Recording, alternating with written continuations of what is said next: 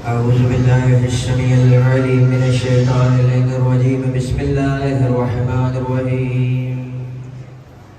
الحمد لله الذي هلكنا في أمة الذي فاز رتبته إلى قاب قوسين وأكرمنا بولاية وصيه الذي روضت له الشمس مرتين وصلى إلى أهل القبلتين والمجاهرات بسيفين والرمحين وشرفنا بحب الزهر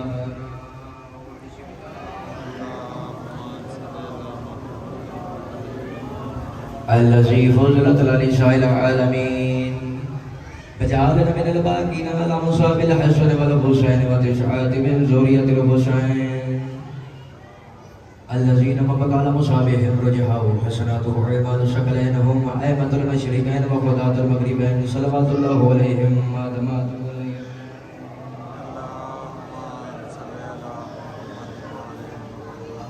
فقد قال الله تبارك وتعالى في كتابه المجيد وفرقانه الحميد وهو أصدق القائلين وقوله الحق. بسم الله الرحمن الرحيم. يا أيها الرسول بلغ ما أنزل إليك من ربك وإن لم تفعل فما بلغت رسالته والله يعصمك من الناس إن الله لا يهدي القوم الكافرين. صلوات الله.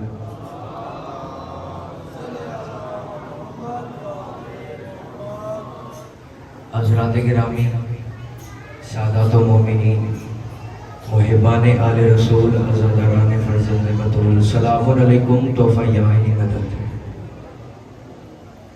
اجازت ہے نوکری کا آغاز کیا. حمد ہے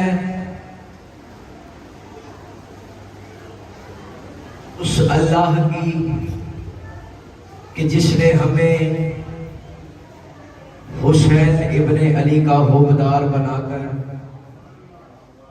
جس نے ہمیں حسین ابن علی کا عزادار بنا کر، جس نے ہمیں حسین ابن علی کا غمخوار بنا کر ہمارا شمار انسانوں میں کیا ہے، حسین کے غم سے دور رہنے والے حیوانوں میں نہیں کیا. کیونکہ جس کسی کے دل میں کسی مصیبت زدہ کا غم نہ ہو وہ انسان نہیں بلکہ چلتا پھرتا حیوان ہوتا ہے. آج اللہ کی اس کائنات میں اگر کہیں پر بھی صفِ عذاب بچھائی گئی ہے یا کہیں پر بھی انسانیت ہے، جہاں کہیں بھی انسان ہے وہ فرش عذاب پر ہے. تو کربلا کی جو جد و جہد تھی، کربلا کا سب سے پہلا مقصد تھا انسانیت کا فروغ. اب میں جملہ کہنے لگا ہوں اور اس پہ مجھے پورے مجمع کی تائید چاہیے، کیونکہ جملہ میرا نہیں بلکہ معصوم کی حدیث ہے. جہاں جہاں تک میری آواز جائے گی، دائیں بائیں آگے پیچھے بیٹھے جتنے سامعین ہیں، معصوم فرماتے ہیں اللہ نے کربلا کو بنایا ہی، اللہ نے اس دنیا کو بنایا ہی کربلا کے لیے ہے. اگر دنیا میں جو کچھ ہے وہ سب کربلا کے لیے ہے. اگر کہیں پہ بھی دنیا بھر میں صحیح کام کیا جا رہا ہے کربلا کی وجہ سے ہے. اگر کہیں پر بھی جہاں پر میں نیکی کی جا رہی ہے تو وہ کربلا کی وجہ سے ہے. اگر زمانے بھر میں کہیں پر بھی نماز پڑھی جا رہی ہے تو وہ بھی کربلا کی وجہ سے ہے. یعنی انسانیت کے فروغ کے لیے کربلا. اور کربلا اس آیت کی جن کی آج کی تفسیر ہے بسم اللہ الرحمن الرحیم ان الذین آمنوا وعملوا الصالحات، سب سے بہترین اور احسن عمل ہے حسین پر گریہ اور مات، کیونکہ حسین پر رونا انسان کو انسان بناتا ہے. حسین نے جو کربلا کے میدان میں بہادر لاشیں اٹھائے ہیں، حسین نے جو کربلا کے میدان میں کوئی ذاتی مقصد کے لیے تو نہیں نکلے تھے، اللہ کا دین بچانے کے لیے نکلے تھے. حسین کربلا میں نماز بچا رہے تھے، حسین کربلا میں توحید بچا رہے تھے، حسین کربلا میں رسالت بچا رہے تھے، حسین کربلا میں رسالت بچا رہے تھے، حسین کربلا میں امامت بچا رہے تھے، حسین کربلا میں نماز بچا رہے تھے. حسین دنیا والوں کو بتا رہے تھے کہ جہاد وہ ہے جس میں حسین ہو. جو بندہ جہاد میں حسین سے متاثر نہیں، وہ جہاد نہیں کر رہا بلکہ فساد کر رہا ہے. توجہ ہے، جو جہاد میں حسین سے متاثر نہیں کہ جتنے ملا ہیں یہ ٹوپی اور امامہ پہن کر صرف اپنے آپ کو سجا رہے ہیں، یہ اپنے سیرت اور کردار کو نہیں سجا رہے ہیں۔ یہ صرف شیعت کے خلاف، صرف عزاداری کے خلاف فتویٰ کیوں لگاتے ہیں؟ یہ کیوں ظلم کے خلاف آواز نہیں اٹھاتے؟ یہ کیوں صرف عزاداری کے دشمن بنے بیٹھے ہیں؟ سب سے بڑا مولوی نے نقصان کیا کہ امت محمدیہ کو اس فرش عزا سے دور رکھ کے، اگر مولوی اپنی قوم کو، امت محمدیہ کو ذکر شبیر سے دور نہ رکھتا تو آج پورے ملک میں بلکہ پورے دنیا میں ہر طرف امن و امان کی فضا قائم رہتی ہے۔ کیونکہ جو اس ذکر میں آ کے کسی کریل جوان پہ گریا کرتا ہے، وہ یہاں سے جا کے کسی جوان کا لہو نہیں بہاتا۔ جو اس ذکر میں آ کے علی اصغر کے زخمی گلے پہ گریا کرتا ہے، وہ یہاں سے جا کے کسی ماں کی گود نہیں اجاڑتا۔ جو بندہ اس ذکر میں بیٹھ کے سکینہ کے زخمی رخسار پر گریا کرتا ہے، وہ یہاں سے جا کے ہر کسی کی بچی کو اپنی بچی سمجھتا ہے۔ تو مقصد ہے کربلا۔ یہ جو کربلا میں دین کی تکمیل کا باعث ہے کربلا، کربلا پہ ساری ذمہ داری تھی حسین کے کاندھوں پر۔ یہی حسین کل کو رسول کے کاندھوں پر تھا، آج یہی دین حسین کے کاندھوں پر ہے، کربلا کے میدان میں۔ ذکر حسین ہی، حسین کا تذکرہ ہی حق کا تذکرہ ہے۔ حسین ہے تو حق ہے، کیونکہ مسجد نبوی میں نبی نے فرمایا تھا الحق مع علی و علی مع الحق، جہاں حق ہے وہیں علی ہے اور جہاں علی ہے وہیں پہ حق ہے۔ حسین کو حق ملا ہے وراثت میں اپنے باپا علی سے۔ اب جہاں جہاں پہ حسین جائے گا وہاں وہاں پہ حق جائے گا، جہاں جہاں پہ حق جائے گا وہاں وہاں پہ حسین جائے گا۔ حسین کا تذکرہ ہے، حق کا تذکرہ۔ مقصد ہے کربلا۔ کربلا سے پہلے ہر قبیلے کا ایک اپنا مذہب تھا، ہر بندے کا اپنا رہنما تھا، ہر بندے کا اپنا پیشوا تھا۔ کربلا کے بعد حسین نے مذہب ہی سارے ختم کر دیے۔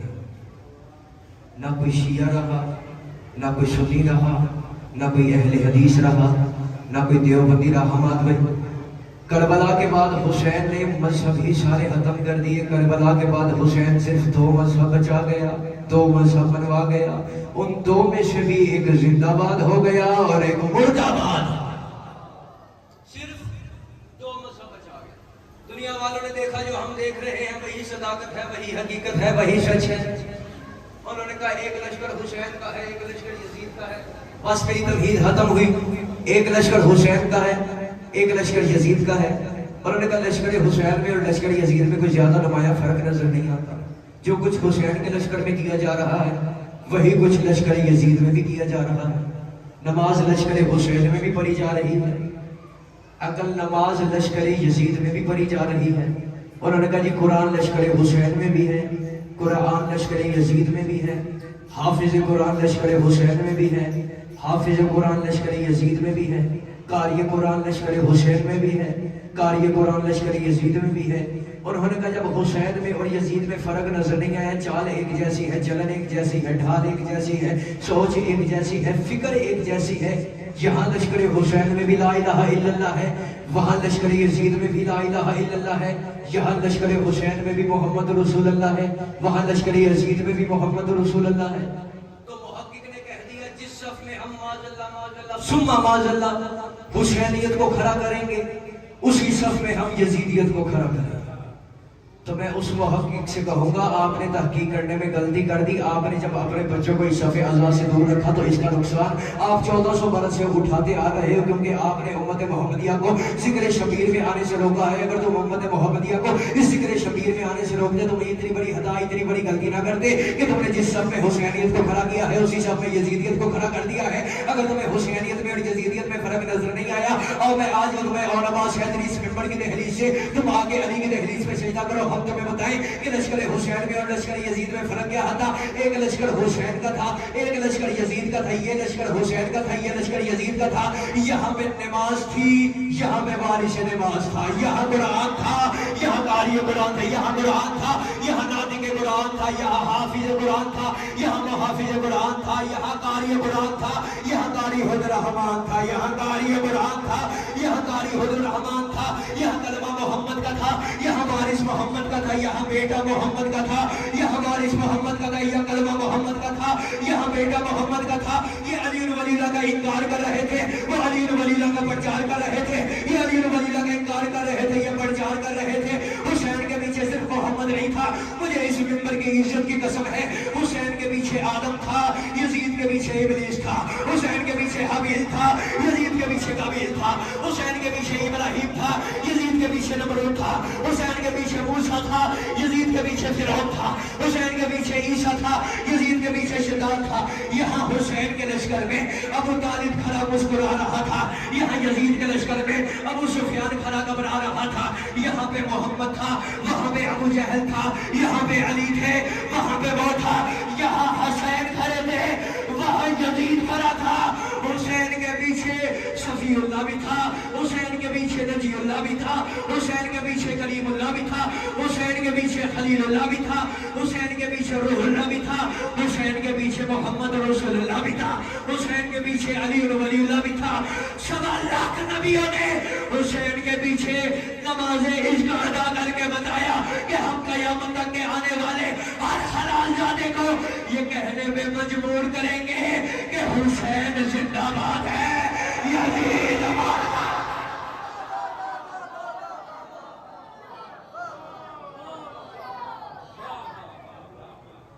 अली की बादशाही है, अनीस में इलाही है, जुबान के साथ दिल बोला हुसैनियत हुसैनियत